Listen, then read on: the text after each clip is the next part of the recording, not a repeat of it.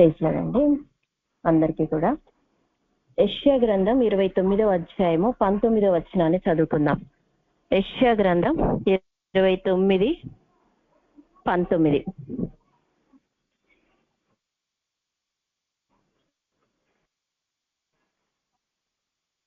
యెషయా ఎవరైనా చదువుతారా? యెహోవా యందు దీనులకు కలుగు యెషయా 29:19. యెహోవా యందు దీనులకు కలుగు సంతోషము అధికమగును, మనుషులలో బీదలు ఇశ్రాయేలు యొక్క పరిశుద్ధ దేవుని యందు ఆనందించెదరు. చాలండి, ప్రార్థన చేసుకుందాం. పరిశుద్ధుడగు తండ్రి, మీకు వందనాలు. యెహోవా యందు దీనులకు కలుగు సంతోషము అధికమగునని, మనుష్యులలో బీదలు ఇశ్రాయేలు యొక్క పరిశుద్ధ దేవుని యందు ఆనందించెదరు అన్న మాట మేమిప్పుడు ధ్యానం చేసుకొనబోతుండగా, ప్రభువా మీకు వందనాలు, స్తుతులు, స్తోత్రం చెల్లిస్తున్నాం. దేవా, మేము నిన్ను బట్టే ఆనందించాలని, అయ్యా దీనత్వంలో నాయన మేము ఉండాలని, అప్పుడే అధికమైన సంతోషము కలుగుతుందని నువ్వు చెప్తుంటుండగా, అయ్యా ఈ వాక్యము ఎలా మేము దీనులంగా ఉండాలి, ఎలా బీదలుగా ఉండి ఇచ్చే అధిక సంతోషాన్ని కలిగి ఉండాలో దేవా నాయన మీరే మాకు సహాయం చేసి ఆ యొక్క ప్రత్యక్షతను మేము ప్రభు ఈ వాక్యంలో ఉన్న ఆశీర్వాదాన్ని మేము పొందుకునే కృప దయచేయమని యేసునామములో ప్రార్థిస్తున్నాం తండ్రి, ఆమేన్. ఇదే యెషయా గ్రంథం 29వ అధ్యాయము 16వ వచనం గనక చూస్తే, అయ్యో మీరెంత మూర్ఖులు, కుమ్మరికిని మంటికిని భేదము లేదని ఎంచదగునా, చేయబడిన వస్తువు దాని చేసిన వారిని గూర్చి ఇతడు నన్ను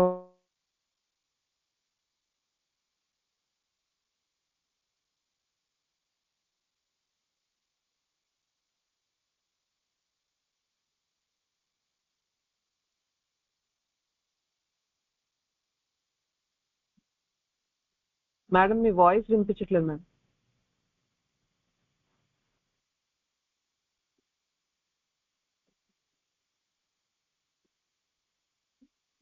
మేడం మీ వాయిస్ వినిపించట్లేదు.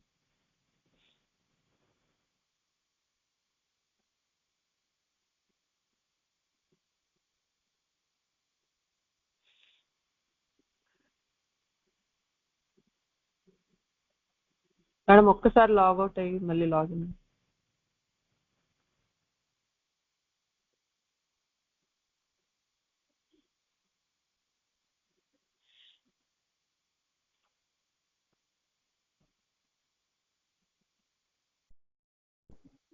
యెషయా గ్రంథం 29వ అధ్యాయము 19వ వచనము.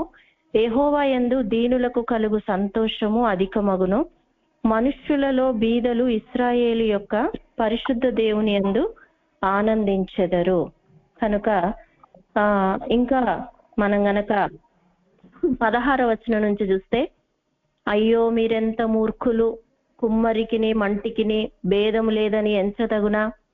దేవుడు వాక్యం ఏం సెలవిస్తుందంటే, యెహోవా యందు దీనులకు కలుగు సంతోషం అధికమగును. మామూలుగా దీనత్వంతో ఉంటే ఆ సంతోషం ఉంటది, కానీ దేవుని దగ్గర మనం చూపించే ఆ దీనత్వం అధికమవుతుంది. అంతేకాదు, మనుష్యులలో బీదలు ఇశ్రాయేలు యొక్క పరిశుద్ధ దేవుని యందు ఆనందించెదరు. బీదలు ఇశ్రాయేలు యొక్క పరిశుద్ధ దేవుని యందు ఆనందించెదరు. మనం ఎప్పుడైతే మరి చూడండి వాక్యం సెలవిస్తున్నట్లుగా మనందరి సంతోషం అధికం అవ్వాలి. మరి రోజు రోజుకి సంతోషం అధికం అవ్వాలంటే, ఇప్పుడు ఈ రోజు ఈ వాక్యం వింటున్న వాళ్ళ జీవితంలో సంతోషం రోజు రోజుకి తగ్గిపోతుంది. మనుషులలో బీదలు ఇశ్రాయేలు యొక్క పరిశుద్ధ దేవుని యందు ఆనందించెదరు. రోజు రోజుకి దేవునిలో ఇంకెక్కువ ఆనందించాల్సింది పోయి పరిస్థితులను బట్టి ఆ ఆనందం ఎట్లయిపోయిందంటే ఏదో రొటీన్ లాగా అయిపోయింది. అలాగా ఆ సంతోషం ఏదో మామూలుగా వచ్చిన దినాల్లో, కొత్త దినాల్లో ఉన్న సంతోషం, కొత్త దినాల్లో ఉన్న ఆనందం అలా లేకుండా ఏదో ఆనందం అంతే. దేవుని పట్ల కూడా ఉన్న ఆనందం తగ్గిపోతుంది, మరి ఆ అధికమైన సంతోషం పొందుకోవాల్సిన జీవితాలు ఆ సంతోషం అధికం కాకుండా మరి ఉన్నదాది కూడా ఇంకా తగ్గిపోతుంది.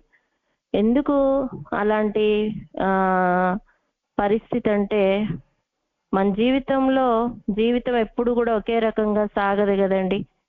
ఎన్నో ఒడిదుడుకులు, ఎన్నో సమస్యలు, ఎన్నో ఇరుకులు, ఎన్నో ఇబ్బందులు.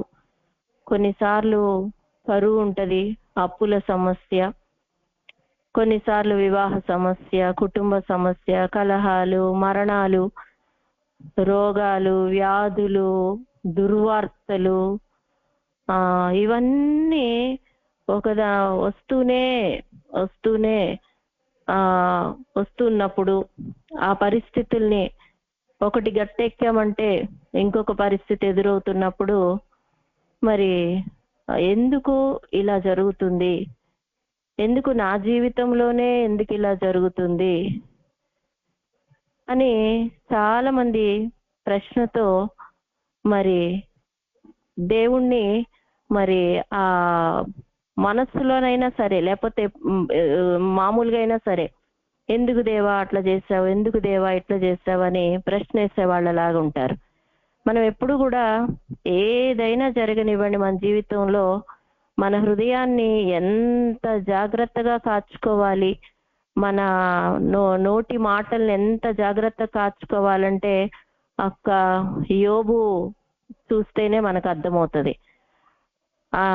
అందుకనే చూడండి ఇక్కడ 16వ వచనం, అయ్యో మీరెంత మూర్ఖులు. చూసారా, బైబిలే అయ్యో అంటుంది. అయ్యో మీరెంత మూర్ఖులు, కుమ్మరికిని మంటికిని భేదం లేదని ఎంచదగునా. అనుకుందాం, మనం దేవుడు మనము ఒకటేనా? కాదు కదా.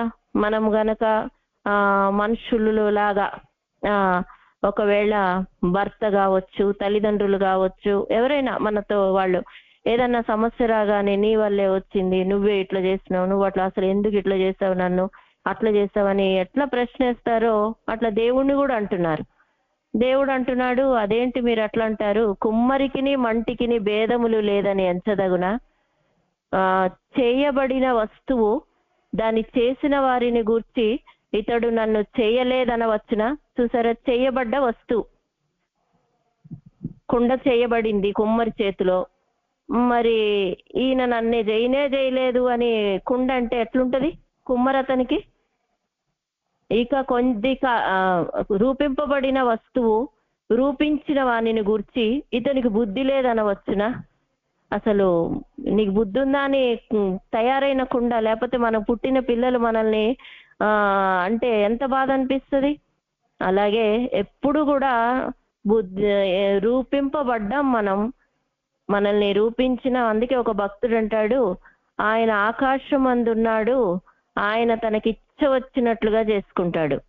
మనం ఆయన కుమ్మరి, మనం ఆయన చేతిలో మట్టి ముద్ద. ఏ పరిస్థితులు ఏది మన జీవితంలో వచ్చినా నీ సమస్యలు లేకపోతే నీ పరిస్థితులు జీవితాన్ని, ప్రార్థనా జీవితాన్ని, దేవునితో ఉన్న సంబంధానికి అది రానివ్వకూడదు, ఎడబాటు రానియకూడదు. ఒక పెండ్లి అయిన దగ్గర నుంచి భార్యాభర్తల జీవితంలో ఎన్ని ఒడిదుడుకులు, ఎన్ని సమస్యలు. కానీ ఏ రోజన్నా విడిపోయారా? అర్థం చేసుకుంటూ ఒకరినొకరు వారు మాత్రం ఎప్పుడు సహవాసంలోనే ఉంటూ ఎలాగైతే ఆఖరి వరకు ఆ బంధాన్ని కొనసాగిస్తారో అలాగే మనం కూడా దేవునితో ఉన్న బంధాన్ని ప్రారంభించడం చాలా ఈజీ, దాన్ని కొనసాగించాల. దాన్ని ఎప్పటికీ కూడా అదే ప్రేమతో మనము ఎప్పుడైతే మనం కొనసాగిస్తూ ఉంటామో ఆ సమస్యల్లో దేవుడు బయటికి తీసుకొని వచ్చే దారి మనకు చూపిస్తాడు. ఆయన మనకు ఉమ్మరి, మనం ఆయన మట్టి ముద్ద. మరి ఏదన్నా లోపమున్నా ఆయనే సరి చేస్తాడు, కానీ మనము వాదించే వాళ్ళంగా, బుద్ధి లేదనే వాళ్ళంగా, మూర్ఖంగా, అందుకే అయ్యో మూర్ఖంగా ఉంటున్నారు అని. మరి ఎవరు ఆనందిస్తారంటే ఏ స్థితి వచ్చినా గాని దీనత్వంతో. దావీదనే భక్తుడు అంటాడు, నేను ఓటి కుండ వంటి వాడనయ్యా, ఇంకా నేను దీనున్నయ్యా దరిద్రున్నయ్యా అని ఎట్లాగైతే అంటున్నాడో, మనం ఏంటంటే శ్రమ రాగానే, లేకపోతే పరిస్థితులు రాగానే, లేకపోతే ఏదైనా కానీ ఆశీర్వాదం రానివ్వండి, శ్రమలు రానివ్వండి, ఏది వచ్చినా ముందు మనం దీనత్వం ఉండాల. ఈ దీనత్వం అనేది ఎప్పుడు ఒకటే మెయింటైన్ అవుతా ఉండాల, హెచ్చు తగ్గులు ఉండకూడదు. దీనత్వం ఎప్పుడు ఒకటే మెయింటైన్ అవ్వాల. ఇట్లా గనక దీనత్వంతో ఉంటే దీనులకి ఏంటంటే అధికమైన సంతోషం. దీనులు ఎప్పుడు కూడా దేవుణ్ణి ఎంత ఆయన కుమ్మరి ఆయన మంటి అని ఎంత గౌరవం ఇవ్వాలో, ఎలా ఆరాధించాలో, ఎలా స్తుతించాలో అలాగే ఉంటారు. అంతేకాదు దేవుని వాక్యం సెలవిస్తుంది, మనుష్యులలో బీదలు ఇశ్రాయేలు యొక్క పరిశుద్ధ దేవుని యందు ఆనందించెదరు. మనుష్యులలో బీదలు, అసలు బీదలు ఎవరు అని అంటే, ఒక సమస్య రాగానే దేవా నా బలం కాదు, నా శక్తి కాదు, నేను రాజుల మీద నమ్మకం పెట్టట్లేదు, నేను మనుషుల మీద నమ్మకం పెట్టట్లేదు, నా కత్తి నన్ను రక్షించదు, నా డాలు నన్ను రక్షించదు, మరి యుద్ధంలో నా గుర్రాలు నాకు అక్కర కాదు, మరి నువ్వే నన్ను రక్షించాలి, యెహోవా నా బలమా అని 18వ కీర్తనలో దావీదు భక్తుడు అన్నట్లుగా, మోషే అయితే నీ సన్నిధి నాతో కూడా రాకపోతే నేను అసలు ముందుకు వెళ్ళను అంటున్నాడు. నువ్వు గనక నీ సన్నిధి నాకు దూరం చేస్తే నేను ఒక్క అడుగు కూడా నేను ముందుకు వెయ్యలేను అంటున్నాడు. అప్పుడు దేవుడు ఎంత సంతోషిస్తాడు చూడండి. కనుక మనము ఆయన వాక్య ఆయన మార్గంలో నడవటానికి బీదలు కాబట్టి, ఇక నువ్వే నా దిక్కు అన్ని ఎన్ని మన జీవితంలో ఉన్నా, మరి రాజు అయిన దావీదికి అన్ని ఉన్నాయి కానీ దిక్కు నువ్వే అంటున్నాడు. అట్లాగే మనకు మంది ఉండొచ్చు, డబ్బు ఉండొచ్చు, ఏదన్నా ఉన్నా కానీ ఏదికైనా ప్రభువా నువ్వే నువ్వే నువ్వే నువ్వే నువ్వే. ఉదయాన్నే లేస్తే ప్రభువా ఈ రాత్రంతా కాపాడింది నువ్వే, లేకపోతే ఉదయమున కృప, ప్రతి దానికి ఒక బీదలు చూడండి చేతిలో ఏమీ ఉండదు. కొంతమంది దిక్కు లేని వారికి దేవుడే దిక్కు అని, ఏది చేతిలో రూపాయి కూడా లేనప్పుడు ఒక వ్యాధి ఏదన్నా వచ్చిందనుకోండి, ఇక ఏదేమైనా మా దిక్కు దేవుడే, మమ్మల్ని దేవుడే స్వస్థపరచాలని పూర్తి బీదలుగా ఉండి దేవుడి మీద ఆధారపడతారు చూడండి. దేవుడు వాళ్ళని నిజంగా ఆనందింపజేస్తాడు. మనము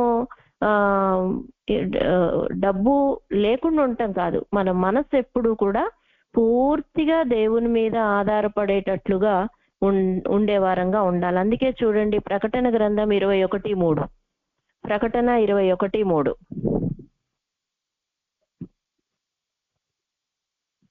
అప్పుడు ఇదిగో దేవుని నివాసం మనుషులతో కూడా ఉన్నది, ఆయన వారితో కాపురముండును, వారు ఆయన ప్రజలై ఉందురు, దేవుడు తానే వారి దేవుడై ఉండి వారికి తోడై ఉండును. అప్పుడు ఇదిగో దేవుని నివాసము మనుష్యులతో కూడా ఉన్నది, ఆయన వారితో కాపురముండును, వారాయన ప్రజలై ఉందురు, దేవుడు తానే వారి దేవుడై ఉండి వారికి తోడై ఉండును. దేవుడు ఎప్పుడు మనకు తోడుగా ఉండటం చూడండి. బైబిల్ లో దేవుని వాక్యం సెలవిస్తుంది, హెబ్రీలకు రాసిన పత్రికలో, ఒకసారి వెలిగింపబడి పరలోక సంబంధమైన వరములను రుచి చూచి వెలిగింపబడ్డాం, రక్షింపబడ్డాం.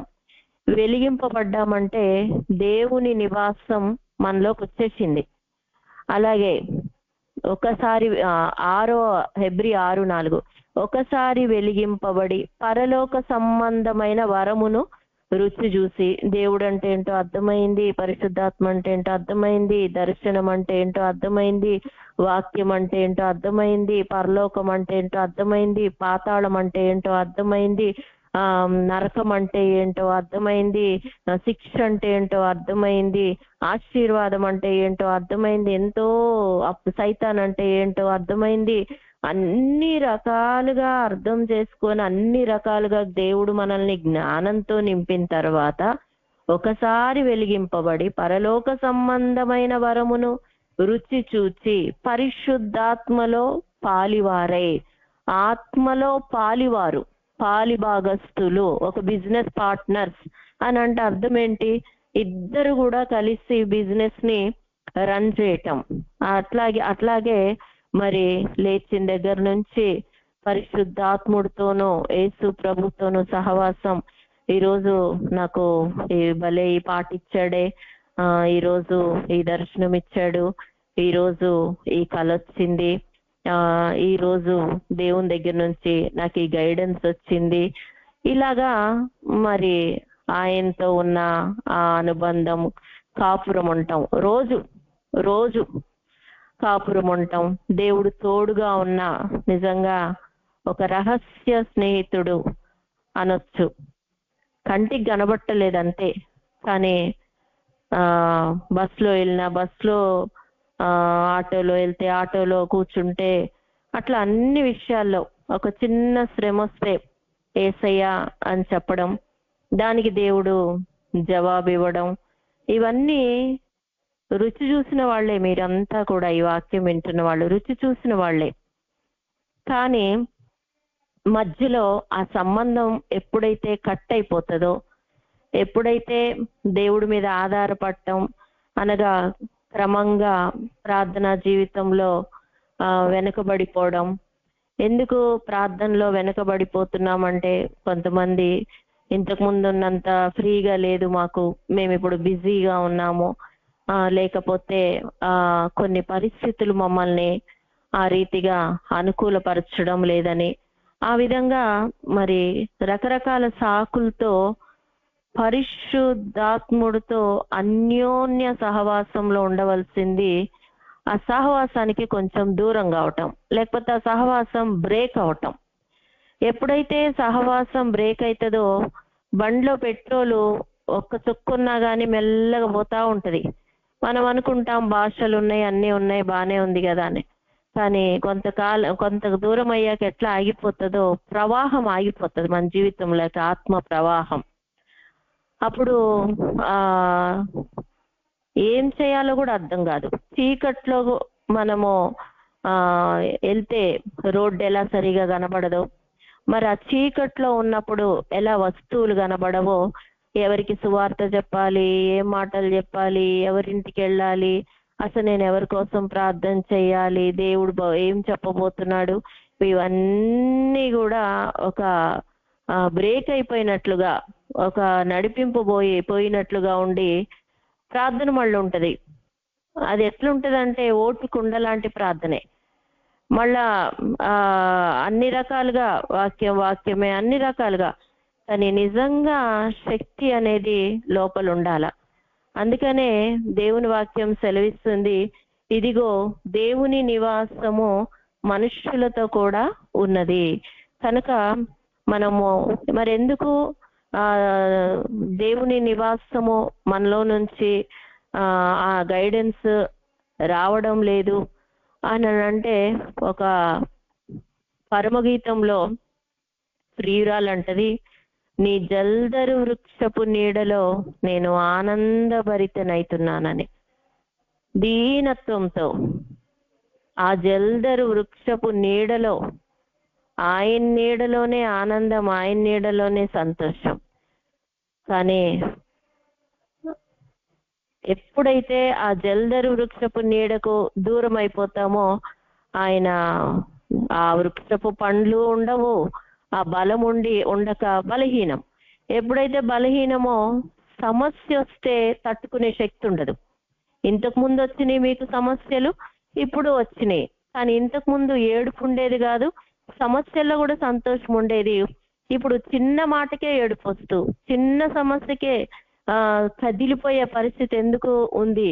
అయ్యో నేనేంటి ఇంత బ్యాలెన్స్ పోగొట్టుకుంటున్నాను, ఏంటి అనే పరిస్థితి ఎందుకు వచ్చిందంటే, దేవుని వాక్యం సెలవిస్తుంది, పిరికితనం గల ఆత్మని నేను ఇవ్వలేదు కానీ శక్తియు ప్రేమయు ఇంద్రియ నిగ్రహం గల ఆత్మనే నేను ఇచ్చి ఉన్నాను. ఆత్మతో సహవాసం, యేసు ప్రభుతో సహవాసం, ఆయన మనకు తోడుగా ఉన్నాడు అన్న అనుభవంలోంచి మెల్లగా దూరం కావటమే ఇదంతా కూడా కారణం.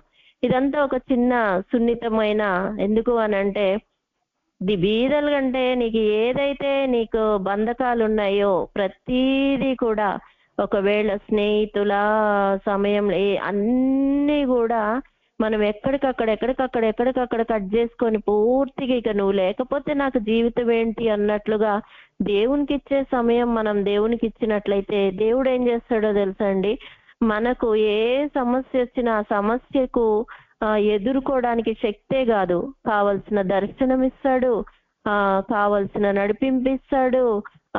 ఆయన శక్తి, ఆ కృప మనల్ని ఆవరించి ఉంటది గనక ఈజీగా ఎలాంటి పరిస్థితులన్నా మనం దాటేస్తాం. అలాగా లేదనుకోండి, అన్ని పరిస్థితులు ఇక ఇంతకంటే భూమి మీద ఎవరికి శ్రమలు ఉండవు అన్నంతగా కృంగిపోవటం, భయపడటం, అలాగే ధైర్యం పోగొట్టుకోవడం, అలాగే కక్షలు పెంచుకోవటం, ఇక ఓర్చుకునే శక్తి ఉండదు. ఎందుకంటే 15 రోమీలకు రాసిన పత్రికలు అంటాడు, బలవంతులైన మనలను మనమే బలపరుచుకొనక బలహీనుల దౌర్బల్యములను భరించేవాడే బలవంతుడు. మరి ఎప్పుడైతే దేవునితో సహవాసం ఉండదో బలం పోతుంది. ఇక తిట్టినోళ్ళని మళ్ళీ వెంటనే టపా టపా టపా టపా టపా టపా టపా టపా తిట్టేసేయాలన్నంత కోపం కొన్నిసార్లు జారిపోయింది కూడా. అదే గనక దేవుడు మనతో ఉంటే ఆయన నివాసం, దేవుని నివాసం మనుషులతో కూడా ఉంది. ఆయన వారితో కాపురం ఉండును. దేవుడు మనతో కాపురం ఉంటే నిజంగా ఎంత నీతిమంతుడు సింహం వలె ధైర్యంగా ఉంటాడని, ఏ పరిస్థితి వచ్చినా ఇదిగో నా అండ ఆయన ఉన్నాడు అని అసలు అంటే తొందరపడే మనస్తత్వం పోతుంది, ఆ ఇంద్రియ నిగ్రహం వచ్చేస్తుంది, ఆ ధైర్యం వస్తుంది. చూసిన వాళ్ళని ధైర్యం ఏంటి అని అంటే ఆయనే మన ధైర్యం. ఎక్కడి నుంచి వస్తుంది ఆ బలం, ఎక్కడి నుంచి వస్తుంది? అందుకే చూడండి హబక్కూకు గ్రంథం 3వ అధ్యాయం 19వ వచనం.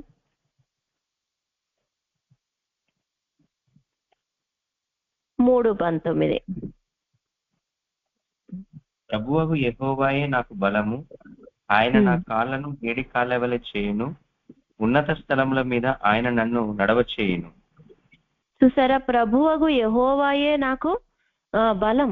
ఈ భక్తుడు అంటున్నాడు. హబక్కూకు గ్రంథం అంతా కూడా ఒక ప్రార్థన అండి. 3వ అధ్యాయం కూడా హబక్కూకు భక్తుడు చేసిన ప్రార్థన. ఏమని ప్రార్థన చేస్తున్నాడు?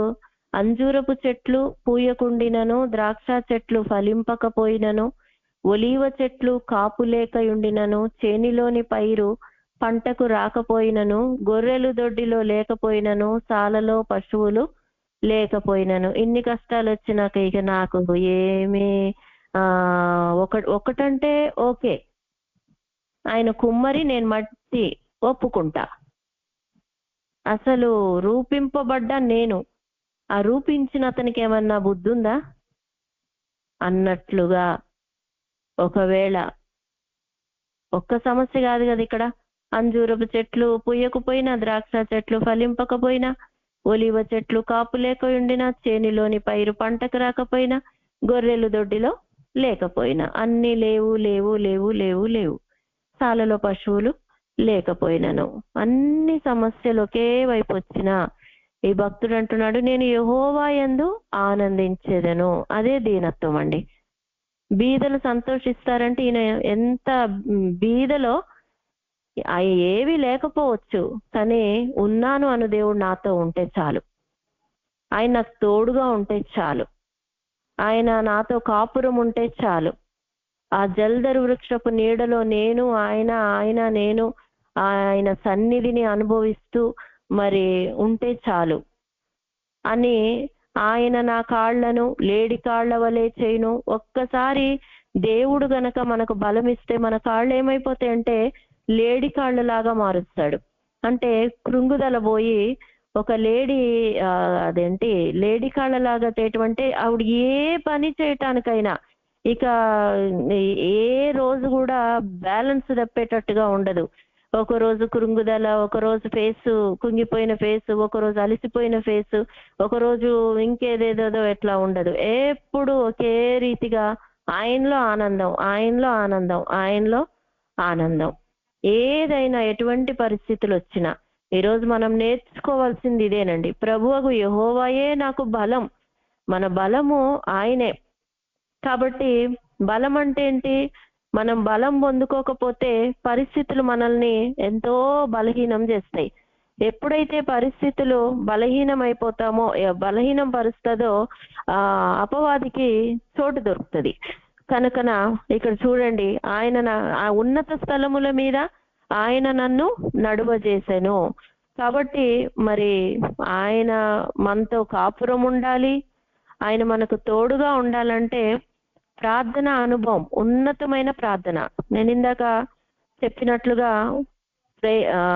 ఆత్మీయ ప్రయాణంలో ఈరోజు వాక్యం వింటున్న వాళ్ళందరికీ ఒట్టిగా మన మాట కోసం అనుకుందాం, ఫేజ్ 1 అయిపోయింది అనుకుందామండి.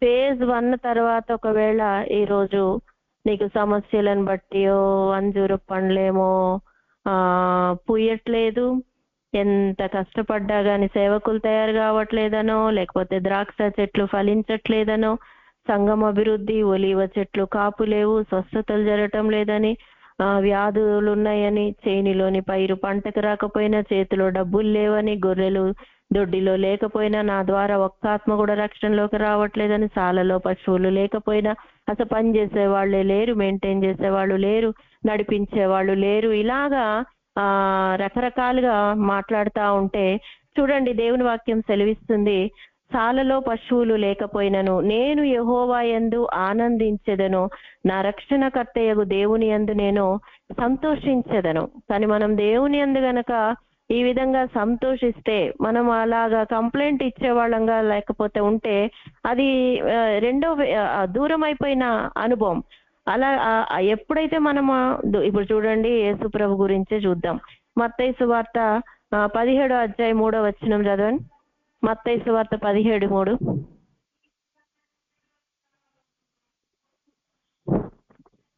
ఇదిగో మోషేయు ఏలియాయు వారికి కనబడి ఆయనతో మాట్లాడుచుండిరి. చాలండి. యేసు ప్రభు ఈ భూమి మీదకి వచ్చి 3.5 సంవత్సరాలు ఆయన సేవ చేశారు. ఈ సేవ చేసిన ఆయన సేవ అనుభవంలో చూడండి, దేవుని వాక్యం సెలవిస్తుంది. ఇక్కడ ముందు ఇది కూడా చదవండి, ఎవరైనా 1 నుంచి చదవండి సిస్టర్. 6 దినములైన తర్వాత యేసు పేతురును, యాకోబును, అతని సహోదరుడైన యోహానును వెంటబెట్టుకొని ఎత్తైన ఒక కొండ మీదకి ఏకాంతముగా పోయి వారి ఎదుట రూపాంతరం పొందెను. ఆయన ముఖము సూర్యుని. ఒక్క నిమిషం. 6 దినములైన తరువాత, ఇప్పుడు ఇందాక మనం అనుకున్నాం కదా ఫేజ్ 1, అప్పటికి పరిశుద్ధాత్మ పొందుకున్నాక 40 రోజులు ఉపవాసం కోసం వెళ్ళారు యేసుప్రభు. 40 రోజులు ఉపవాసం చేసిన తర్వాత మళ్ళీ గొప్ప పరిచర్య చేశారు. చేసిన తర్వాత మళ్ళీ ఎందుకు 6 రోజుల తరువాత, అంటే ఇంకా 6 రోజులు ఉపవాసం ఉన్నట్టే కదా, లేకపోతే 6 రోజులు ప్రార్థన చేసినట్టే కదా. 6 రోజుల తర్వాత ఏం చేశారు? తర్వాత 7వ రోజు యేసు ప్రభు యోహాను, పేతురును ఇద్దరిని వెంట పెట్టుకొని కొండ ఎక్కారు. చదవండి. కొండ మీదకి ఏకాంతముగా పోయి వారి ఎదుట రూపాంతరం పొందెను. ఆయన ముఖము సూర్యుని వలె ప్రకాశించెను, వస్త్రము వెలుగు వలె తెల్లవినను. ఇది చూసారా, ఆయన ముఖం ఏమైపోయిందంటే సూర్యుని వలె ప్రకాశించింది. ఇక బలం వచ్చేసింది, కాళ్ళు లేడి కాళ్ళు అయిపోయినాయి, చంద్రునిలాగా ఆయన వస్త్రాలేమో బాగా ప్రకాశిస్తున్నాయి. ఇంకా చదవండి సిస్టర్. ఇదిగో మోషేయు ఏలియాయు వారికి కనబడి ఆయనతో మాట్లాడుచుండిరి. రోజు ఈ గ్రూప్ కి దేవుడు మనకి ఇచ్చిన వాక్యం, ఇదిగో మోషే ఏలియాలు వారికి కనబడి ఆయనతో మాట్లాడుచుండిరి. మిమ్మల్ని ఏ శ్రమ కదిలింపనీయకుండా దేవుని దగ్గర నుంచి బలం పొందుకుంటూ దీనత్వంతో బీదగా, ఇక నాకు సంతోషమైన నువ్వే, ఆనందమైన నువ్వే, నా సంతోషం కోసం ఇంతకాలం భూమి మీద ఏవేవో వెతికానయ్యా, ఇక చాలు, నువ్వే నా దిక్కయ్యా, ఇక చాలయ్యా అన్నట్టుగా దేవుని దగ్గర సాగిలపడి మరి రూపాంతరపు అనుభవంలోకి ఆయనకి సమయం ఇస్తూ ఆయన సన్నిధిలో గడుపుతూ మరి ఎప్పుడైతే యేసు ప్రభుకే ఆయన పరిచర్యలో సగం పరిచర్య తర్వాత బ్రేక్ తీసుకొని మరి మోషే ఏలియా ఇద్దరు వచ్చి ఆయనతో మాట్లాడారు. ఈ అంచె దినాల్లో మళ్ళీ సంఘాల మీదకి మోషే అభిషేకం, ఈ ఏలియా అభిషేకం దిగి రాబోతుంది. ఈరోజు మీలో కూడా ఎవరైనా సరే ఏమి క్వశ్చన్ చేయొద్దు, అసలు ఏం మాట్లాడొద్దు. కేవలము దేవునిలో ఆనందిస్తూ దేవుని యందు సంతోషిస్తూ. ఎందుకంటే ఒక భక్తుడు అంటాడు, నా న్యాయం దేవునికి కనబట్టలేదు, నా భక్తి దేవుడికి కనబట్టలేదు అని అనుకుంటుందంట సియోను. నా న్యాయం దేవుడు చూడలేదు, నేను ఎంత కష్టపడుతున్నాను, నేను ఎంత భక్తిగా ఉంటున్నాను, నేను ఎంత ఇట్లుంటున్నాను, నేను ఎంత అట్లుంటున్నాను, ఏం జరుగుతుంది, మరి నాకేం మేలైతుంది, నాకు ఏం జరుగుతుంది, నేను అట్లా చేస్తున్నా కదా, ఇట్లా చేస్తున్నా కదా, నా న్యాయము దేవుడు చూడలేదా, మరి నాకు ఎందుకు న్యాయం తీర్చటం లేదు అంటు దేవుడు అంటున్నాడు. తల్లి తన ఒక సంటి బిడ్డను మర్చిన నేను నిన్ను మరువని అంటున్నాడు. ఆయనతో కాపురం ఉండే అనుభవము. అందుకే చూడండి, ఇదే కాపురం ఉండే యేసు ప్రభు చూడండి తండ్రితో ఎలాంటి అనుబంధం కలిగి ఉన్నాడు. ప్రభువుకు నా కాళ్ళని లేడి కాళ్ళు, బలం ఏంటి? మోషే ఏలియాలు ఇద్దరు వచ్చి ఆయనతో మాట్లాడగానే ఎంత బలం వచ్చింది, కిందకి రెట్టింపు ఆత్మశక్తితో వచ్చి శిష్యులు ఎల్లగొట్టలేని దయ్యాల్ని ఎల్లగొట్టారు. అప్పుడు వాళ్ళు అంటారు, అయ్యా మేమెందుకు ఎల్లగొట్టలేకపోయామనంటే ఇది ప్రార్థన ఉపవాసం వల్లనే గాని ఉట్టిగా సాధ్యం కాదు అని అంటున్నాడు. అన్ని రకాలుగా ఉంటూ మనము ఈ అన్ని కార్యాలు మన ద్వారా జరగాలి, దేవుని దగ్గర నుంచి అధికమైన సంతోషం కావాలి, మరి దేవుని దగ్గర నుంచి కావాలి అని అంటే మనము సంపాదించుకోలేమండి. అందుకనే చూడండి, ఇంకా చదవండి అది మత్తయి సువార్త. అప్పుడు పేతురు, ప్రభువా మనం ఇక్కడ ఉండుట మంచిది, నీకిష్టమైతే ఇక్కడ నీకొకటి, మోషేకొకటి, ఏలియాకొకటి 3 పర్ణశాలలు కట్టుదనని యేసుతో చెప్పాను. ఇక సంతోషం, అధికమైన సంతోషం తట్టుకోలేకపోయాడు.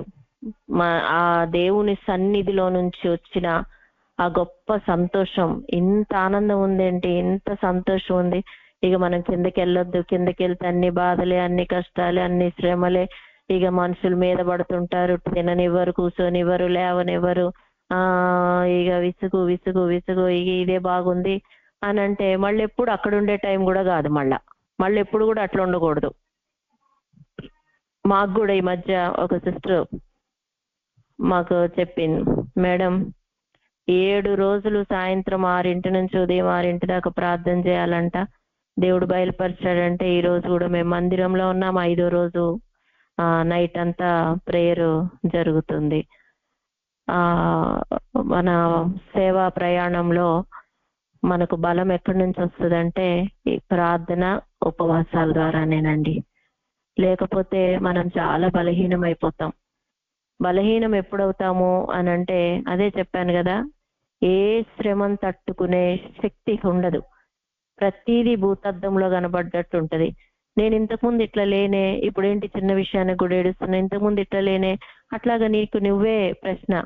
ఇక చివరికి అపవాదం ఏం చేస్తుందంటే, యోబు భార్య గనక వచ్చి దేవుణ్ణి దూషించి చావరాదా అన్నట్లుగా అలాంటి మనస్సు అపవాది కలగజేసి అసలు ఇన్నిగా బాధలు పెడుతున్న దేవుడికి అని పోయి దేవుణ్ణి అనే పరిస్థితి వస్తుంది. ఎంత దారి తప్పిపోయే పరిస్థితి, మూర్ఖత్వంలోకి వెళ్ళిపోతాం. అందుకనే ఇదిగో మోషే ఏలియాలు వారికి కనబడి ఆయనతో మాటలాడుచుండిరి కనుక మరి దేవుని వైపు చూసి, అదే చెప్పట్లేదు ఇంతకు ముందు, అలాంటి అనుభవమే. ఎలాగంటే ప్రేమాతిశయం చేత నేను మూర్ఛిల్లుచున్నాను, ద్రాక్ష పండ్ల అడలు పెట్టి నన్ను బలపరచుడి అని ఎప్పుడు దేవుడు దేవుడు దేవుడు, కూర్చుంటే దేవుడు, నించుంటే దేవుడు, అది ఇది ఇది ఇది. ఇప్పుడు కూర్చుంటే అల్లం ఉందా, కూరగాయలు ఉన్నాయా, పచ్చిమిర్చి ఉన్నాయా, ఆ వంట అయిందా, ఈ వంట అయిందా, వాళ్ళు ఏం చేస్తున్నారు, వీళ్ళు ఏం చేస్తున్నారు, తెల్లారితే ఇదే ఇది అయిపోయింది. దేవుడేమో అయ్యో మొదట్లో నువ్వు ఇట్లా ప్రేమించినావని ఇర్మియా గ్రంథం 2:2 చదవండి. ఇర్మియా 2:2. నీవు వెళ్ళి యెరూషలేము నివాసుల చెవులలో ఈ సమాచారము ప్రకటింపుము. యెహోవా సెలవిచ్చినదేమనగా, నీవు అరణ్యములోను విత్తనములు వేయదగిన దేశములోను నన్ను వెంబడించుచు నీ యవన కాలములలో నీవు చూపిన అనురాగమును నీ వైవాహిక ప్రేమను నేను జ్ఞాపకము చేసుకొనుచున్నాను. అసలు మామూలుగా మనం జ్ఞాపకం చేసుకోవాలా, కానీ దేవుడు జ్ఞాపకం చేసుకోవారే రే. అసలు వైవాహిక ప్రేమ, ఒక భార్య భర్తను ఎంత ప్రేమిస్తుంది, భర్త భార్యను ఎంత ప్రేమిస్తారు, పిల్లల తల్లిదండ్రులను ఎట్లా అసలు ఆ ప్రేమ అరణ్యం అంటే లోకంలో నుండి కొత్తగా దేవునిలోకి వచ్చినప్పుడు. విత్తనములు వేయతగని దేశంలో అంటే మీ తల్లిదండ్రులు ఒప్పుకోలేదు మందిరానికి రావటానికి, మిగతా వాళ్ళంతా అభ్యంతరము, కొంతమంది దేవుని సత్యాన్ని కొంతమంది వద్దని చెప్పడము, సేవకు దొంగచాటుగా వెళ్ళడము, లేక ఇట్లా అన్ని రకాలుగా అసలు తెగించి ఆ దేవుని కోసం ప్రేమ ప్రేమ ప్రేమ ప్రేమ ప్రేమ. ఇప్పుడేమో ఇక అది కొంచెం దేవుడు జ్ఞాపకం చేసుకుంటూ, నువ్వు అసలు వైవాహిక ప్రేమ ఆ యవ్వన కాలంలో అనగా కొత్తగా దేవునిలో నడిచినప్పుడు, కానీ యవ్వన కాలం కంటే వృద్ధాప్యంలోనే నేనంటున్నాను ఒకని ప్రారంభ దినం కంటే ముగింపు చాలా ముఖ్యం. కాబట్టి ప్రతిరోజు మనము మన అభిషేకాన్ని, మన రక్షణను, మనం దేవుని పట్ల ఉన్న ప్రేమను మనము ఎప్పటికప్పుడు రెన్యూవల్ చేసుకోవాలా. ఎందుకే యెహోవా కొరకు ఎదురు చూసేవారు నూతన బలం పొందుకుంటారు. ఆ నూతన బలం మనము ఎప్పటికప్పుడు పొందుకుంటూ ఉండాలా. పక్షిరాజు వలె అప్పుడు మనం ఇంకా ఇంకా ఇంకా పైకి ఎగిరే అనుభవం ఉంటది. కనుక దేవుని వాక్యం సెలవిస్తుంది. ఎఫెసీ 3:20 యోహాను సువార్త 15:12 చదువుదాం. యోహాను సువార్త 15:12.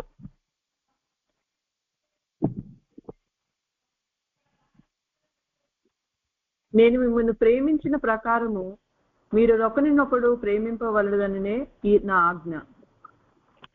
ఇది ఆజ్ఞ. నేను మిమ్మల్ని ప్రేమించిన ప్రకారం.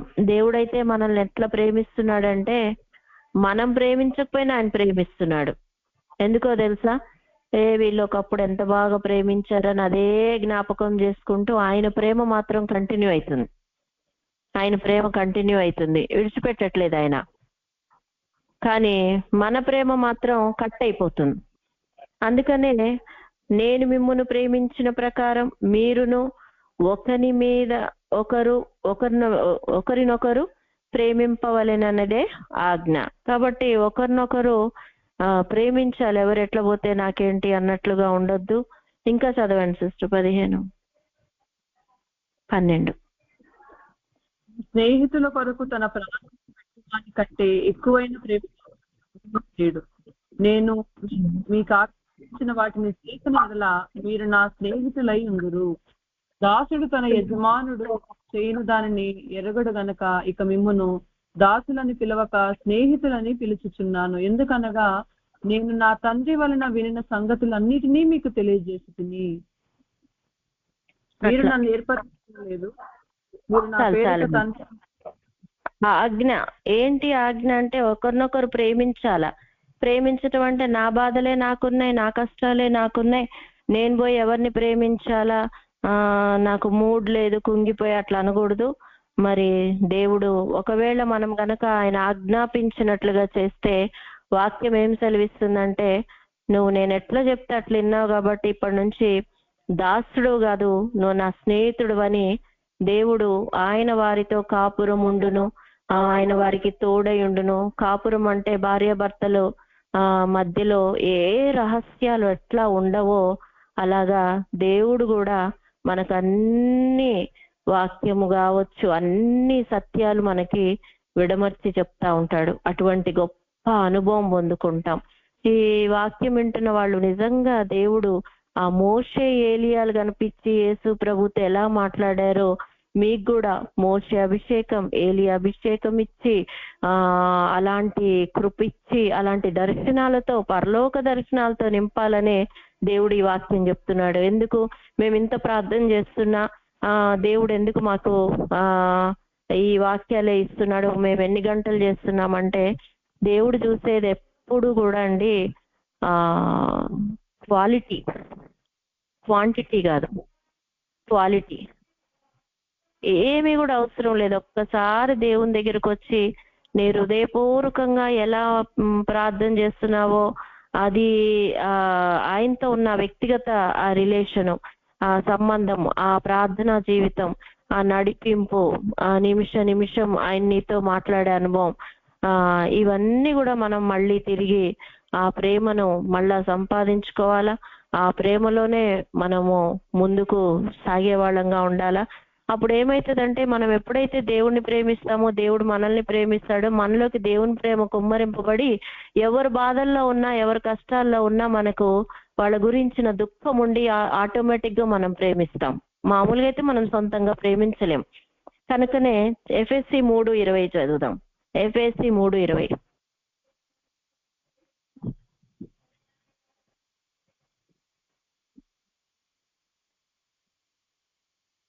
మనలో కార్యసాధకమైన తన శక్తి చొప్పున మనం అడుగు వాటన్నింటికంటేను ఊహించు వాటన్నింటికంటేను అత్యధికముగా చేయ శక్తి గల దేవునికి క్రీస్తు యేసు మూలముగా సంఘములో తరతరములు సదాకాలము మహిమ కలుగునుగాక. ఆమేన్. ఆమేన్. దేవుడు గొప్ప మహిమ, పరిశుద్ధాత్మ అభిషేకం మీరు కొంచెం అడిగితే దేవుడు ఇప్పుడు ఊహించిన దానికంటే మీరు అడిగిన దానికంటే అధికంగా దేవుడు ఇయ్యబోతున్నాడు. కనుక దేవుడికి కావాల్సింది ఏంటంటే ఆయనతో కాపురం ఉండే ఆ గొప్ప అనుభవంలోకి మనం వ్యక్తిగతంగా దేవునిలోకి ఇంకా వెళ్ళే అనుభవంలోకి మనం వెళ్ళాలని దేవుడు కోరుతున్నాడు.